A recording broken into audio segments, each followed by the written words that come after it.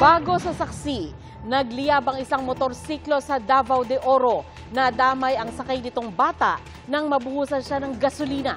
Saksi si John D. Esteban ng GMA Regional TV. Tubig ka, Brede! Tubig ka! Hagulgol ng isang bata ang bumulabog sa mga nasa New Bataan, Davao de Oro kaninang alas 2 ng hapon. Kasamang nasunog ang bata na magliyab ang motorsiklo sa di kalayuan. Tulong-tulong ang mga residente sa pagsaboy ng tubig para masagip ang bata. Ayon sa New Bataan MDRRMO, bago ang insidente, nakasakay sa motorsiklo ang bata kasama ang kanyang ama at isang kapatid. Nasa kabilang motorsiklo naman ang ina at isa pa nilang anak. Pauwi noon ang mag-anak mula sa bakasyon sa Mati City, Davao Oriental.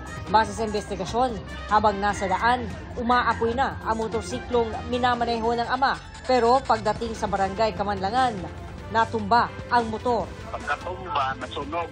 Katumba, natanggal ang taklog sa tangki sa motor. Ang bata, nabasa sa gasolina. Pagkasunog, ang bata lang ang nasunog. Nagpapagaling ngayon ang bata sa ospital. Sa assessment sa ito ang NDRR personnel responder na mo, ma'am. Nagkakuan siya o ng second degree burn sa iyahang naong sa lawas.